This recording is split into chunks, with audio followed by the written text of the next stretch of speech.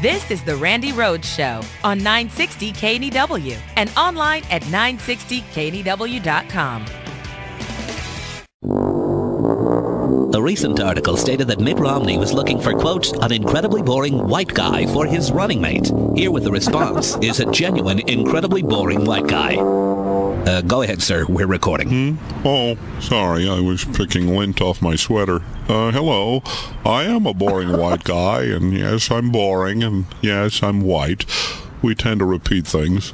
But we in the BWG community are tired of being stereotyped. We have a pen. We have a voice. It's a rather monotonous voice, but it is a voice. One of our heroes, in one of the very few instances in which a BWG character was accurately portrayed in a movie, summed up our plight best when he said this. Bueller. He goes on like that and on and on. Bueller. But he speaks for boring white guys everywhere. Bueller. Your friends, your family members, your neighbors, and your teachers, especially your math teachers. It's hardest, really, for the boring white guy children. We all have very painful memories of growing up. The worst parts were the taunting and the teasing. No matter how much we taunted and teased other kids, they just didn't notice. I remember early on coming out to my family. Father, I said, I am boring. That's right, Father, I'm dull, I'm drab, at times even mundane. I refuse to hide anymore. And that's when my father looked me in the eye and he said, I'm sorry, did you say something? Well, we boring white guys are coming out of the closet. We organized it. I hope that's okay. So the next time one of us bores you, please don't just nod off. Say hi. We're boring white guys, and we're people too. Did you get that?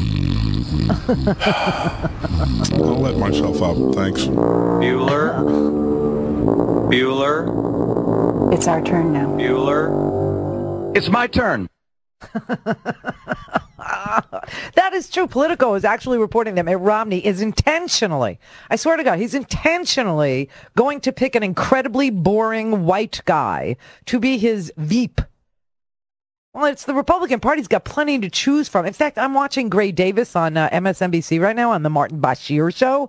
Both of them would be candidates, although neither of them are Republicans. There is an epidemic. Gray Davis, your ex-governor from California. Have you seen him lately, California?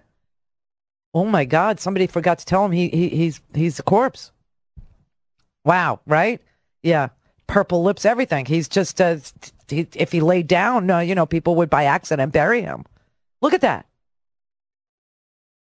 You think we can't be boring? Look at that. Look at that right there. Look at that shot.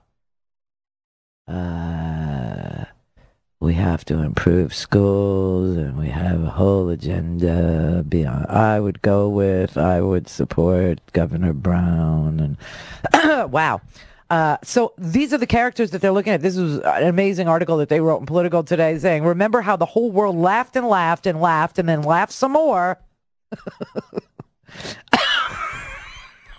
God, about just how bad John McCain's pick for vice president was. Like if Saturday Night Live had created the character of Sarah Palin, the running mate, people would have switched off their TV saying, come on, now that's just over the top, right?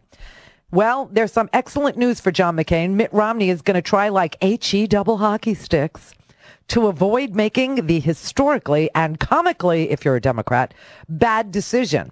In fact, not choosing Dan Quayle in a skirt is one of the major keys to Romney's strategy, according to Mike Allen and Jim Vandehei at Politico. One Republican official familiar with the campaign's thinking said it would be designed to produce a pick who is safe and by design unexciting. A deliberate anti-Palin. The prized pick, an incredibly boring white guy. A BWG for the ATG community.